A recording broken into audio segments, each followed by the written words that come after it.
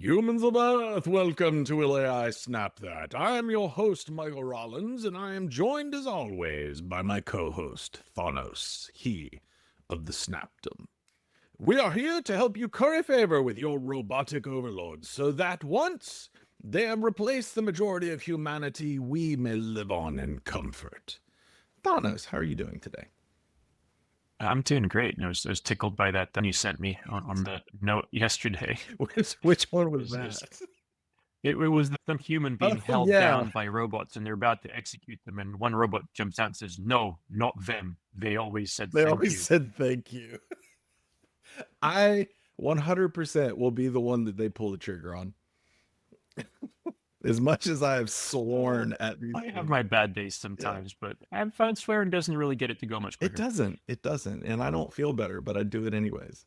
So, Thanos, today we have one of my good friends, Colin Morris, who has joined us. Colin is the CEO of Proofline and is also, gosh, product manager extraordinaire, plus other things as well. A very good surfer. Did you ever go pro?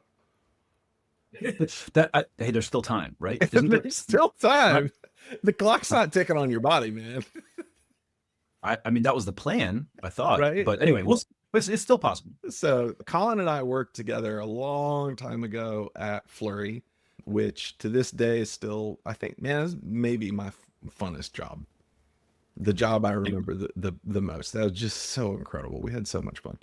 But Colin, why don't you tell us a little bit about what you're doing with Proofline? Because you guys are deep, deep, deep into the AI and the vibe coding, which is what all the kids are calling it today.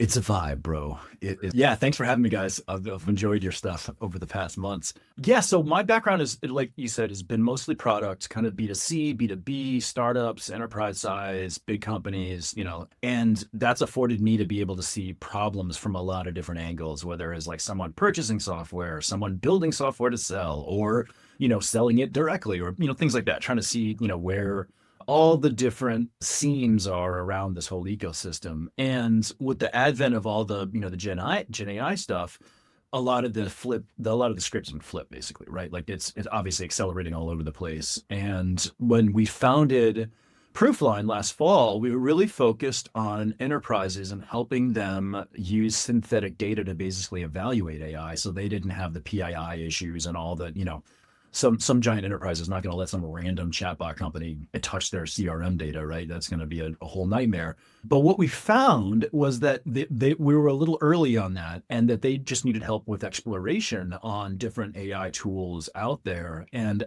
in the midst of this, as we were, generating reports and mapping, philosophies against people's backlog styles and their development piece, we saw this trend coming that is, I think, about to blow up the entire linear trajectory of software purchasing. And that is, generative AI coding and vibe coding. And so we kind of took a step back and said, why are we even messing with this arcane sort of procurement led process when it's going to get completely blown up?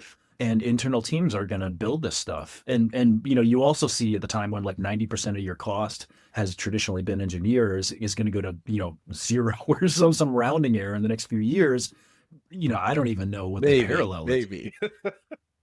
But yeah, we'll see. So basically what Proofline is doing. What is lacking right now is guardrails for this stuff. Like it's super risky right now if you're actually touching backend systems or other kind of services with the vibe coding. A lot of people don't have the expertise. These awesome tools out there don't really provide anything like that right now. So we are creating a platform basically to allow people to leverage all these great tools, but also be able to do it in a safe way, mostly for internal tooling right now is what we're hearing from, the customers we're talking to.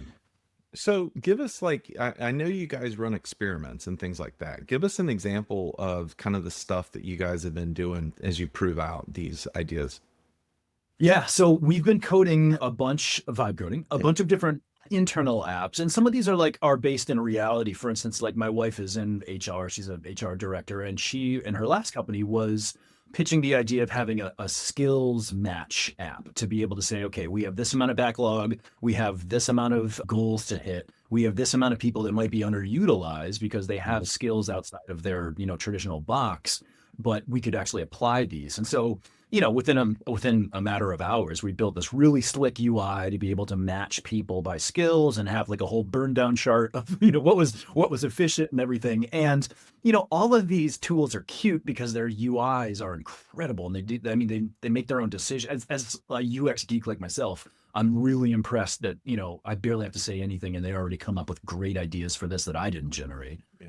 But what happened is when we started to actually hook it up to like a back end, ERP style database where there's, customer records and employee information and things like that, things got tricky quickly. And what I mean by that is, they will, suggest ways to be able to hit certain database repositories that these companies like to promote, but we did it with our own PG admin, our own kind of like, in this case, synthetic data that we built.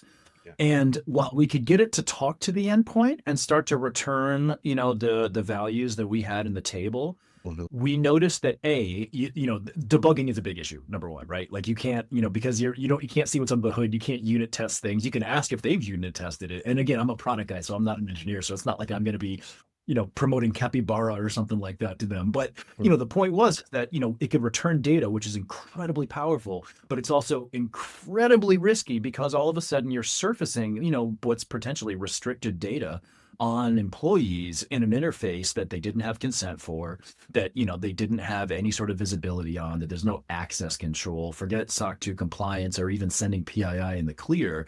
And so what happens is you have this great interface and everyone gets excited about it because they're, seeing what they can do by talking to an LLM to be able to bring stuff back. And all of a sudden it's a total HR nightmare, right? And so these types of experiments are what we are building to see kind of where the boundaries are between the efficiency of what's going on these days and then like the horrific risk that people can get themselves into if they don't know what they're doing. That makes sense. So the app, so just to kind of like summarize, the app allows you to match. You've got a set of skills, a set of things that need to be done. They have these skills. You've got listed people over here. Some of them, that may not be their primary skill, but they still have that skill. And so the idea is you want to be able to pull this person that may be focused on job A, but they can come do a punch list on job B. Is that the... Yeah. Okay. And because it was... And Michael, you can go online and check this out because the bot already shipped it to production. So it's all there for you to see. It's already there. You're actually signed up for something. You were, so you're in it too. So, oh yeah, no, if I'm in it, it'd be like, what are these guys? Is he real? That's for you. Lighting? Podcasting? Okay. So you built the UI. What was the UI? Was it just a chat interface or what was it?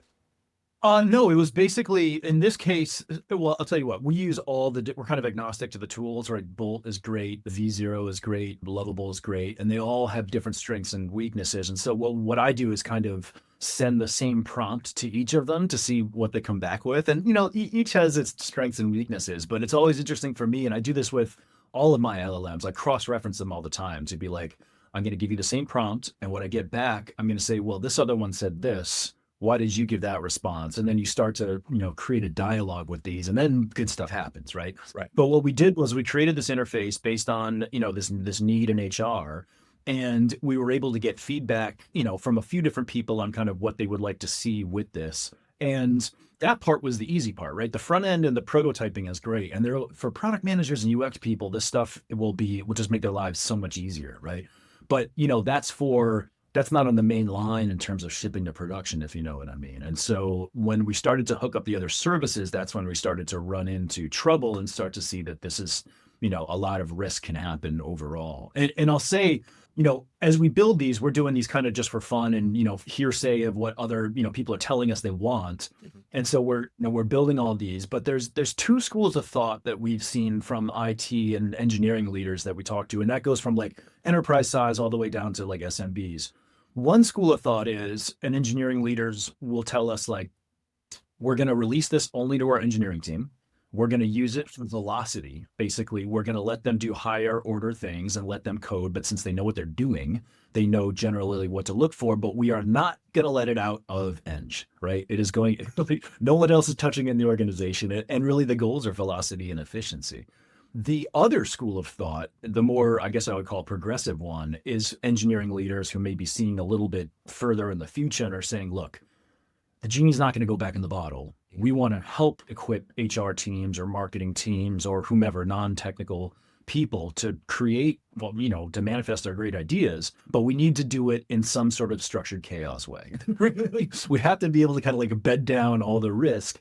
And so that's where Proofline comes in, because we're trying to help them figure out what are their big risks, what do their stack look like, what do those endpoints look like, what is, performance at scale look like on some of these things. And again, mostly these are internal tools, but those different philosophies I think are going to collide at some point, right? Because what I expect to happen is the people that are keeping it under lock and key in the Eng org, already people are going out and signing up for outside of it, right? And that's just naturally going to happen. So you're almost introducing yourself to more risk in that case, if that makes sense. When they download the spreadsheet and hand it off to an LLM to tell the LLM to go make them a database, and then they build outside the normal channels on top of this thing. I already see how this is going to happen. We did this with a CRM. So one of the other ones we did was like a lead nurturing, and lead scoring tool, which, basically hit in our case, like a synthetic CRM backend, which is on PT admin. But there's nothing stopping, sales teams from doing that. Of course, they want to be able to kind of nurture their own leads and not have to wait for engineering and their backlog to get stuff out the door, right? Salespeople aren't, if you give them a tool like this, they're not going to wait around. So, and again, are they going to be able to look at, are they going to be aware of SOC 2 compliance? Are they going to be aware of sending PI in the clear? Probably not, right? So, well, it's funny. It's actually, they may be, and they may not care. It's true that too, right? It's end of the quarter, right? They got to close some stuff. They're willing to roll the dice, and who can blame them? So then the question is like, how do you create standards? And so MCP, if you guys are aware of that, is one particular standard that could be potentially, a way to ease, how a bunch of these services talk to each other. But, I just saw a great piece where someone said, well, who's hosting the MCP services? Where's the protection on that? Like, is that under some, it's like, it's still super risky, right? So, and I came from looking at, my last gig was in compliance at Meta for, user privacy and seeing what like the inside of an FTC mandate looks like. You're the one. No, I was out there to help. So anyway, but like, really understanding what the state of user data is and the state of compliance or falling out of compliance, what that is, like, this is just going to become a bigger and bigger deal, right? Whether it's regulatory like GDPR or whether it's really just, upholding of the services in general. And you've also, I don't know if you guys have been on like these Reddit vibe coding subreddits, but by the way, the vibe coding one has Rick Rubin coding in his like Zen state. It's the best subreddit thing I've ever seen in my life. But anyway, there's people now complaining on there that they're getting hacked, right? And that they're saying, like, look, we made this awesome app, and now all of a sudden we're exposed to this. And it's kind of like, well, what did you think was going to happen? Yeah, no, who could have thought? Exactly. But you said one interesting thing earlier of how you tried these on different systems, and you're like comparing them and then asking them, well, that system came up with this one. Yeah. And I have two thoughts on this. First is you're going to be the first one to murdered by the robots. Going to be like, take that one first and try to pit us against each other. But so you're a goner. The second thing is, I think that may be a fascinating approach to generalize, right? Maybe you have multiple agents, and each of the agents has a responsibility for ensuring something. So you're the security agent, and you're the compliance agent, and you're the database security agent, and so on, right? Because the LLMs are all too willing when you say, oh, no, do it this way. Like, yeah, you're right. It's like, or maybe I'm not. But if there's different agents that each can advocate for their own point, it can be the same thing how you bootstrap the executor of the game and the judger of the game to like bootstrap an intelligent AI from two AIs that didn't know anything, to combine them in such a way where you get interesting outcomes, taking multiple viewpoints into consideration, right? Because security things are trade-offs, right? You can do it this way, or you can do it that way, and there's impact either way you try it. Yeah. I cut my teeth on that, actually doing like deep research and things like that when I was looking at strategy and looking at, a lot of sort of logical sort of musings on this. And that's what I would start to flip that back and forth. But then on the coding aspect, to your point, right, you could have agents that are like your job, or maybe you wouldn't even explain to it what its job is. You would just say, present this code what is the issue here, and have it go through objectively and see. Because you're right, it will create false positives for you and be kind of like overly cheery to be like, oh, you're right, I did that wrong. Here, let me give you a wrong answer now.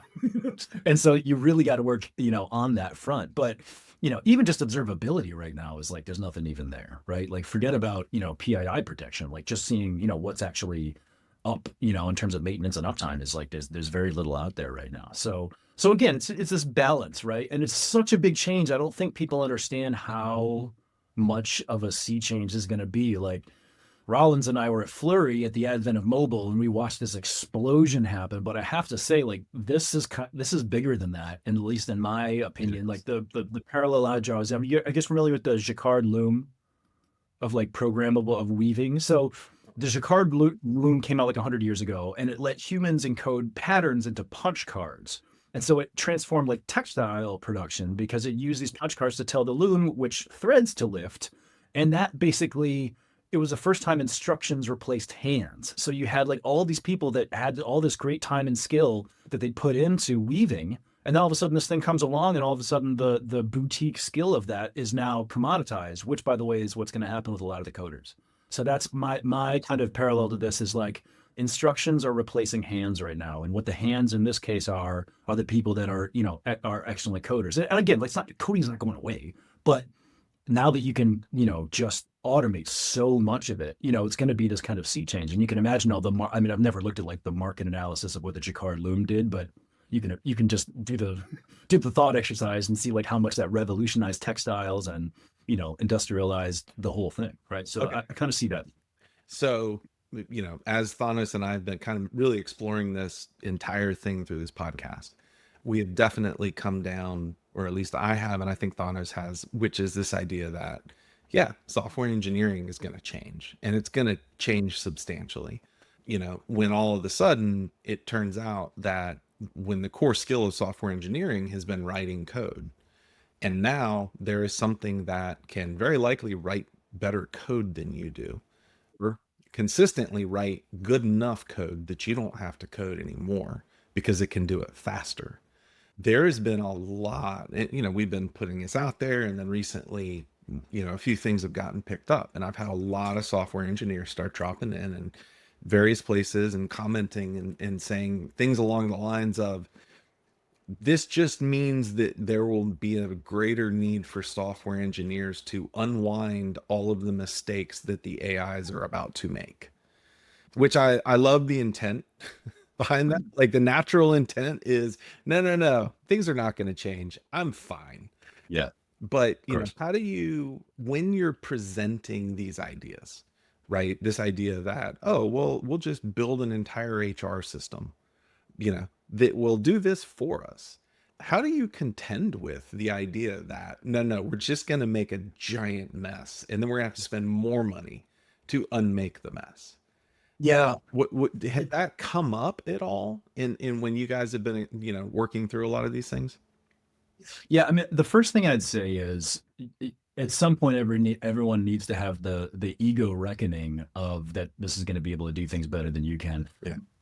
Case in point, it was like, my background is like, I was an English major, right? I was a professional writer and editor before I got into product management. And, I used to at least think my writing was pretty good. It's a little rusty these days, but now I would use LLMs and be like, God, Lord, that said it's so much better than I came up with. And it's, it's kind of embarrassing, and it's hard to swallow at first, but then once you realize, oh no, this LLM is taking the whole history of human communication, and of course it's going to be able to come up with something, maybe not my style, but, or it can mimic a little bit of that, but, you got to kind of check your ego at the door, right? Otherwise you're never going to get past this hump. So that first thing is trying to be like, okay, what am I good at? Like, what is unique that I can provide that is not going to get commoditized in general? So that's like the mindset that everyone's going to have, or they're just going to get put to the wayside and they're going to have to go find some other gig, which again, is like, this naturally happens all the time. It's not, it shouldn't be like horrifying, but, for talking to I think it's trying to equip the internal teams with the idea that like, now is your time to get something, out there that you've never been able to justify to get done, like on the main backlog, or you've never been able to, come up with like a good P&L case to get. And now you have a tool to be able to do this and showcase your ideas. So that is one piece of like harness what humans are good at and what, you've worked your whole life in that you're an expert at, just haven't been able to manifest it, is one piece. But then the second piece is, okay, there's the kind of demo UX phase aspect of it, of like, it's just like product 101. Do people like this? Am I solving a problem? Did I get feedback from the right teams? Is this something that we're all bought into, right? It's kind of like what I used to coach my PMs on before they went into like a big meeting to pitch, new products and things like that, right? Once they have that, then the question becomes, okay, if people are bought in and people really like the idea of this, because you can do it all with dummy data first, right? It's not like that's going to be a constraint. People can see the idea of it, but then it's like, okay, now when it's time to really talk to backend systems and it's time to use real user data, now we need a whole other set of considerations and set of guardrails to be able to make that true. And that's where the institutional knowledge starts to break down, right? Because a lot of people, the legal team is not on top of everybody for stuff. Compliance is one tiny part of an organization. And, they are usually looked at as, kind of someone with a hammer to kind of whack them all, get rid of, ideas and stuff like that. But we're kind of think, if we flip the script, this is great for them because now they can actually, come in and use a tool like ours and help equip their teams with the idea that we can safely build this and quickly. And all of a sudden, there's going to be, goodness that comes from it. That's a big org change. I was listening recently at an event to Abhay Parnassus, who used to be the CTO of Adobe, who's now the CEO of Typeface. And he was like, yes, the technical change is interesting, but it's the people change that's going to have to be like the biggest, the biggest thing to contend with for the next few years. Like that's really going to be the main thing, is how do you rethink your organizations and what is a backlog now and what is a production push. It's Lord knows it's no longer lamp stacks and hiding under your desk when you click the button and hope that everything propagates. But are you sure? Do you know that for certain? Everything is CI/CD world. Yeah, one interesting thing that I keep coming back to is, as we get better at turning out more software, one of the things that's going to come get us is complexity, right? We're going to get software that it may get ahead of us as to how much of it we understand. Yeah. And observability is tied into this, right? Because what we can observe is kind of roughly what we can understand, perhaps. Yeah. So that's kind of one of the aspects of maybe where there is still some role or aspect of a software engineer is to sort of help manage that and filter that. You may not be exactly a software engineer role, but like dealing with that, right? When something does go wrong, who debugs it? What is their mental model of what is happening under the hood? And how do they go figure out how to fix it? And how do you keep things simple in the long run? Are you guys doing anything in that area? How are you guys thinking through the aspect of complexity? So it's a great question. And it's kind of, it's staring down the black box in a sense, right? Where it's like, people will ship enterprise software and they're like, oh, can I just see the underlying code? And they're like, no, not right now. We actually built, and this is credit to a lot of these tools, and a fully functioning end-to-end analytics tool to measure these vibe coded apps that we were using, right? So and it literally, like, Rollins, you'll love this. Think about how long it took us to build Flurry. In an afternoon, I was like, I need an SDK. Here's the schema I need. Here is the caching layer I need. Here is the edge. Here is the processing engine. And here are the charts that I want. Build this. And it worked. Like it was an old guy like build that. I think that was lovable. And again, we're experts in this area, so it's easy. Like I know what the anatomy of an analytics tool needs to be. So it's pretty, I ran all data collection for Adobe Analytics. So like I have a pretty good sense of like what needs to be there. So it was easy for me to prompt it, but just the fact that it could get it to work and I could debug it a little bit. And Thanos, the reason I use this is I needed to do a ton of debugging, not in the pipeline. Actually, that actually worked pretty well. The caching and the hits and the processing was remarkably good. It was getting like the Sankey chart to work. It was like really hard. And it took me like an hour to just go back and forth and it keeps failing over and over again. And I keep on saying exactly what I'm looking for and why time-stamped hits need to have this sort of sequence and things like that. Mm-hmm. And it kept on failing.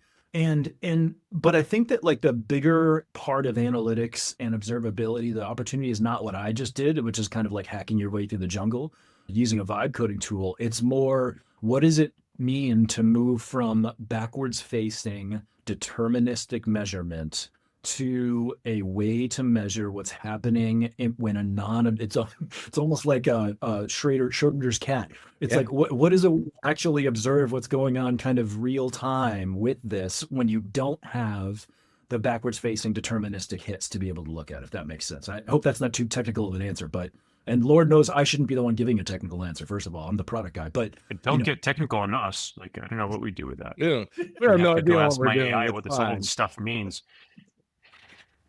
So I think there's a lot of new technology I think that's going to come out that but it's a rethinking of what analytics is, right? And it's a rethinking of what observability is in an area where some of it's not going to be observable, in the traditional sense.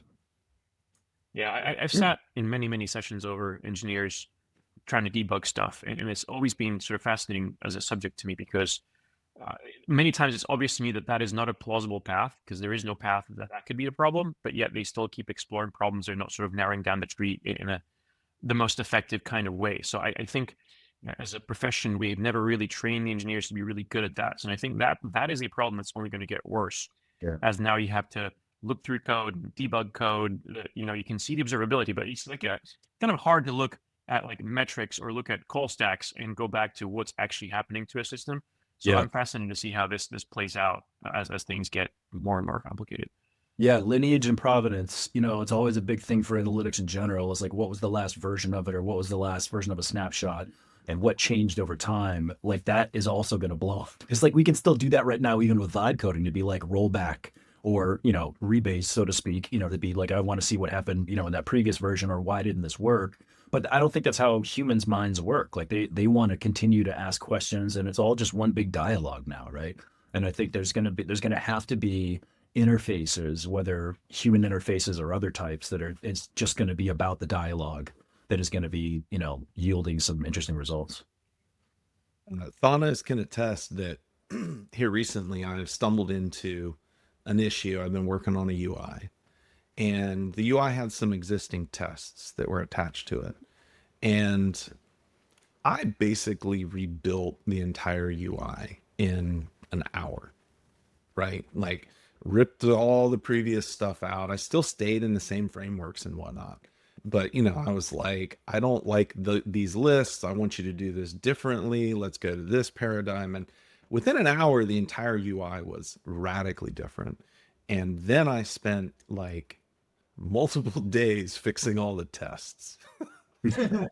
and eventually my learning on it was I should have just thrown all the tests out and rewritten them. See, that's the tricky part dangerous. Though, because I think that's dangerous because these are poorly written tests, right? A good written tests would have been able to survive the UI rewrite, so then you have confidence that what you built still works. Whereas if you have to rewrite the tests, is now you really maybe introducing the problem of Well, it's funny. I've been lucky enough to hit a bunch of different types of engineering ethoses in my career, right? Very kind of waterfall-y, giant enterprise, clunky, old school stuff, safe, but old school, all the way to like the most hardcore denomination of test-driven development you could possibly imagine. And it's funny because on that front, like when you write a test before you write a line of code, I don't know how that paradigm would work in this case, because you're really... it's a prompt. The prompt is to generate something. The prompt isn't necessarily to run a test for something that you haven't generated yet. So, and this is just kind of crossing my mind now, so I haven't given a lot of thought. But, there are all these kind of hardcore denominations of agile out there that have, an ethos for a reason. But this is going to blow up a lot of that, obviously. Yeah. That part with a test is actually a really good point, right? Because part of managing complexity is breaking things down into domains and figuring out what the interface between domains are. Yep. So writing good code results in having these clean interfaces that you can throw a test on and figure out if that is doing what you're doing. And the contract is between A and B. So if you change A, if you're maintaining the contract, you don't need to worry about how B works. Right. And I think when I hear you say guardrails, what I'm realizing in my head is at some point you have, for example, you have an interface between client and server. And the sort of guardrails you can put in that is, well, are all my endpoints authenticated? Do they all have like CSRF verification? Do they all like not pass these kind of data, right? So you're kind of validating at the interfaces so you don't have to worry about what's inside, right? And that naturally presents its way for doing certain kinds of testing, right? And then as the industry becomes more secure, and this is with or without AI, right? Where the model has been going is we have certain kinds of interfaces. Like we know what an interface to a database is, and we know what it means to have like users and what kind of access they have. And we have certain security rules as to what that can be. Right. And we have semi sort of automated it where you have like linters that can tell you if you're doing something really dumb.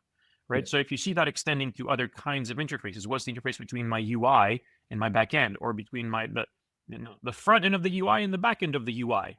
Right. And do I separate these in a way that are testable? So I think that has a lot of potential where we shift the engineers from actually writing the code to managing those relationships and making sure these are correct and good and meet your requirements, so you're not exposing PII and blowing things up. Yeah, and it's so complex, right? With all the service-oriented architecture on the cloud, right? There's so many services that are, that things touch now, and you are dealing with that legacy debt, whether intended or not, right? The architecture is kind of the world that you're going to be living in on that front. So I do think, to your point, there is observability there. There is a lot of just kind of tightening up that can be done overall. And I think that that's something that, as things scale, because, there's the complexity of the code itself, then there's the volume, right? Like if you build something that's being used in an enterprise, a massive enterprise, that thing needs to scale like a B2C app, that's going to get hit a lot, right? And you have to be able to, have something that doesn't fall apart. It's like the classic cobbler's kids have no shoes. Every internal tool, I remember It's I terrible. hit this, like, we'd be thinking about something to help a company I worked for, and all the BU people were like, no, build something for our customers that they pay for, and then they'll actually be good. Because if you build it for your internal tools, it's going to suck, and it's going to be like the last thing that people think about coding, and it needs to be a piece of crap. So now, all of a sudden, at least from a front-end perspective, you can have these, classy experiences. But the question, to your point, Thanos, is like, how do you, actually string it up in the background, in a safe and scalable way? But it's exciting. It's kind of like, it's going back to me, again, not being an engineer, it makes engineers challenge the principles that they've grown up with, right? And like, let's be honest, like a lot of these kids have been codified and kind of, coddled, I should say, and they've grown up in this sort of CS is the way for everything, and they think their methods are excellent, and that rubs against a lot of different business units. And I think it's going to be a good introspective point for a lot of people to say, like, is this really the most efficient way that we've crafted at this point, or is it now that the new Jacquard Loom is here, right? Is there a better thing that we can do? I think it's more efficient, but forget efficiency. It's a lot more fun. I can get so much more done. The satisfaction of like shipping stuff is there. You can see the dollar sign adding up every time you're like, that was 30 cents. That was 20 cents. Oh yeah. But yeah. I have shipped all my personal hobby projects in the last 6 months, and that I've been sitting on my list for years because like that's going to take me like a day. Well, like I get it done in an hour. Right. And that's a big value prop for us too, that we're exploring with, potential design partners, is saying like, look, what is your backlog list that you could never get on deck with the engineers that is going to provide you value? Like we can map the KPIs to it if you want, but we'll build that to you in a scalable way. And all of a sudden, it is a satisfying thing, to your point, Thanos. Like, you can actually, make your day job better, right? Have y'all done anything with coding agents or agents in general? I not yet. Okay. It's the agentic thing is kind of, the agents is interesting because I think one big value prop is like, how do you control or safely enable, I should say, vibe coding and Gen AI, coding tools. The agent piece, back to observability, is a little bit different, right? It's a little bit of a different area. And I've gotten actual feedback from people that we should be looking at that post haste. But in all honesty, I have not dived into that yet. Whatever. So it is Divin. Go ahead. Divin, dived, doved. Yeah, that's a tough. Why is that one always difficult? Someone's open ChatGPT and why are we speaking English? No, so I have done some stuff with coding agents, and they are wildly powerful because in a lot of ways it's not, with typical agents, you hand them a set of tools and they know that they can use those tools. They have a toolbox, they will only go use the tools. With coding agents, it provides an extraordinary amount of flexibility because now not only can they use the box of tools you've given them, they can build their own tools, and then they can also put tools together in unique ways that you may not have ever thought of.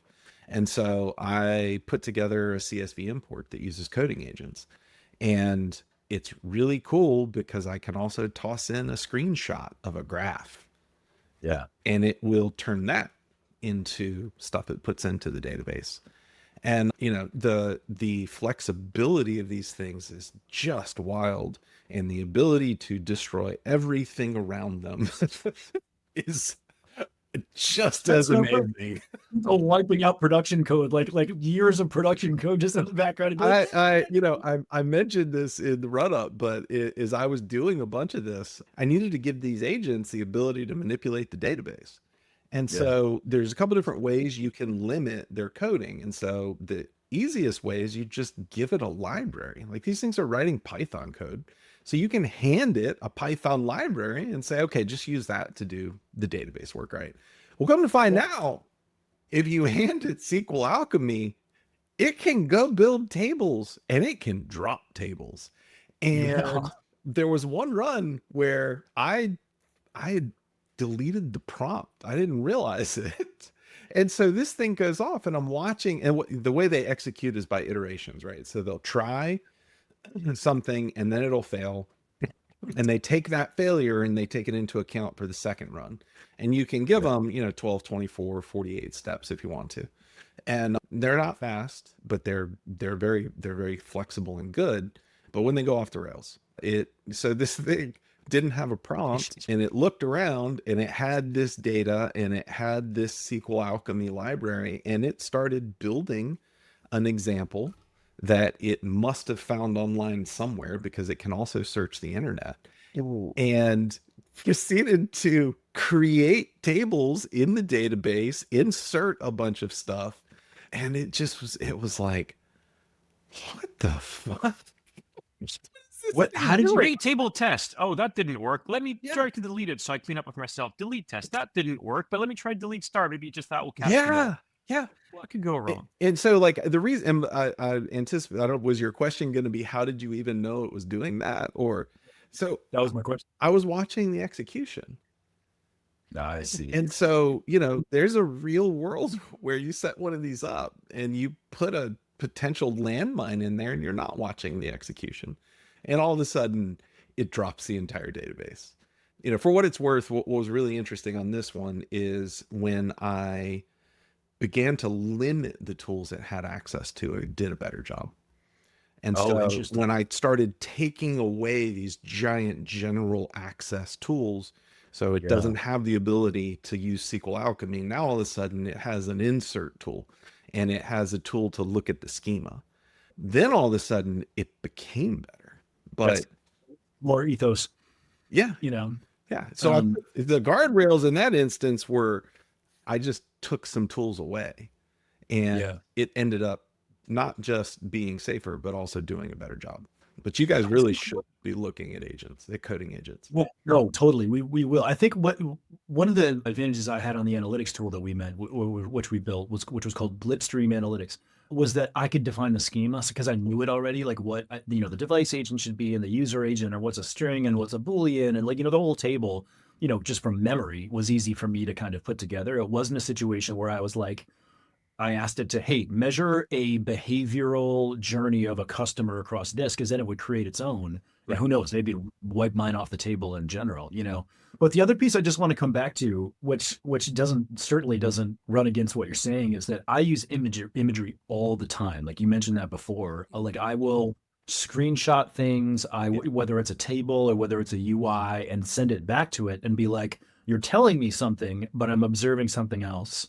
And I need you to tell me, to square it for me, basically. Why is this happening? If to show you that. And so now I use, for LLMs, like I'll use it for like my guitar foot pedal chain, and be like, look at my sequence, tell me if I want to play this particular thing, which needs to be switched off and routed around here. And you know what I mean? It will be like, you know what, Colin, you need to put that distortion pedal after the modulation if you want to get this particular effect. And it's very similar to the back end of services, right? It's kind of like, look, you want to be able to have this amount of throughput, and you want to be able to handle these, agents at this point, you're going to need to basically sequence it a little bit different, right? So that to me, I think is super powerful. I guess the analogy here for coding agents would be, it's going to decide what your sequencing is during the show.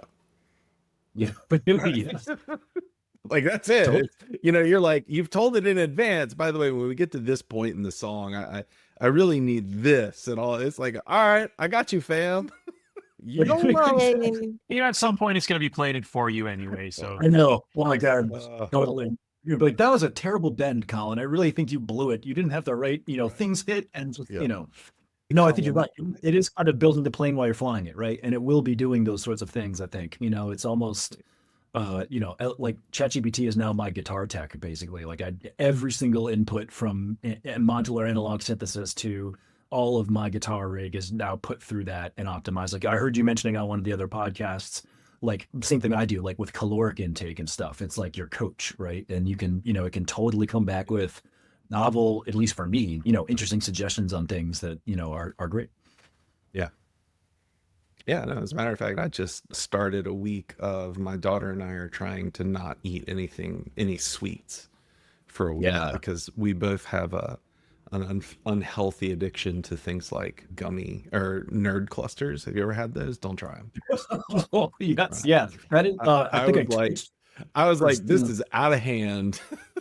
I'd be like, what do I want to do right now? I could go down to 7-Eleven and get another bag of nerd clusters. It's not healthy. This is not healthy at all. That's for the agents to do, man. You don't need to do that anymore. They'll procure it for you. Come on. Yes.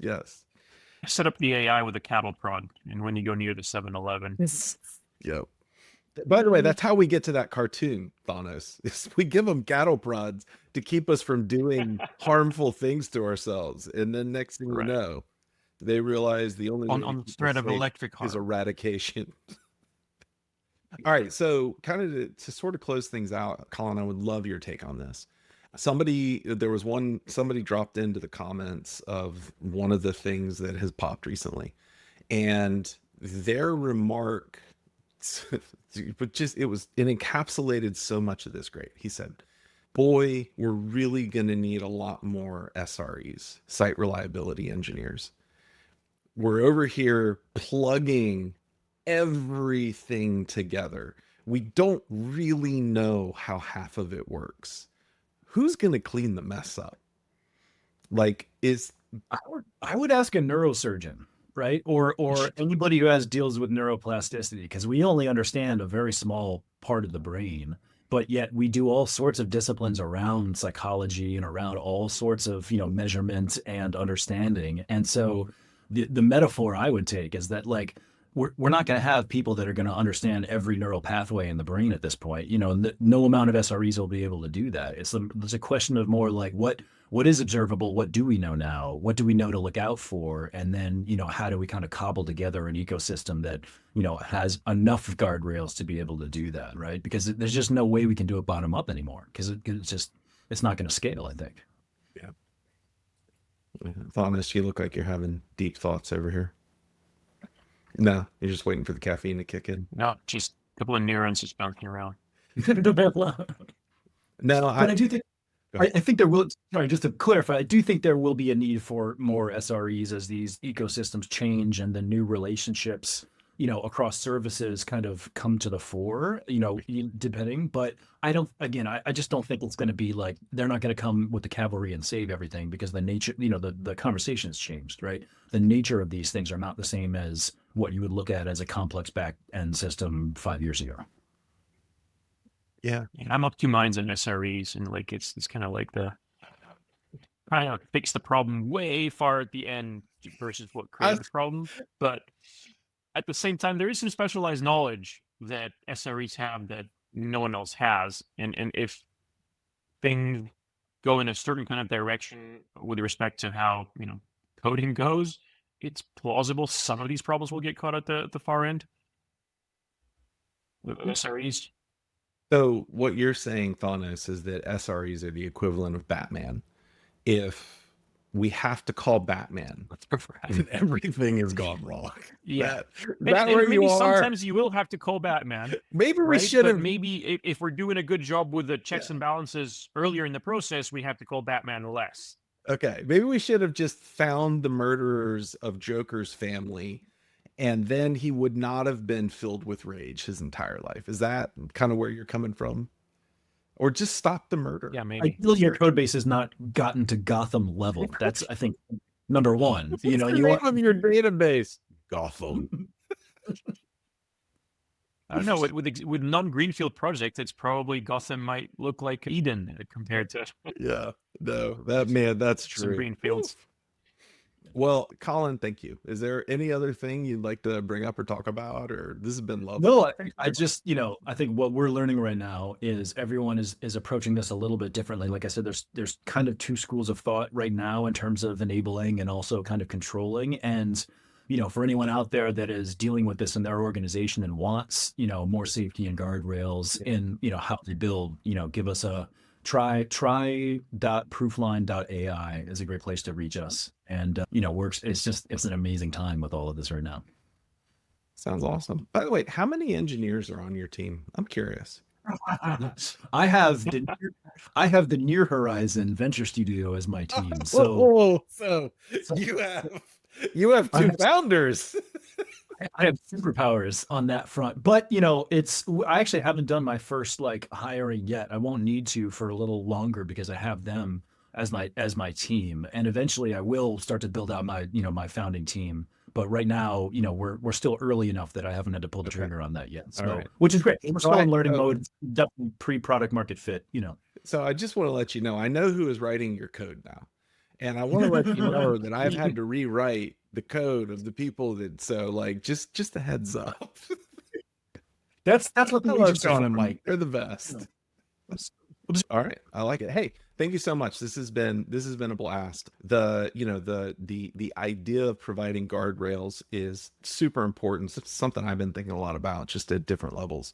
And I know Thanos and I have been talking about some of this stuff, on the regular as we try to incorporate this into our day-to-day lives as well. So really, really good. Thank you for coming on, Mr. Morris. Thanks.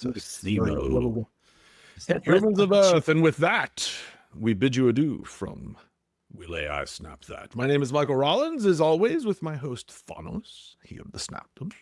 And we hope that you are able to curry favor with the robotic overlords in the future. Have a great day.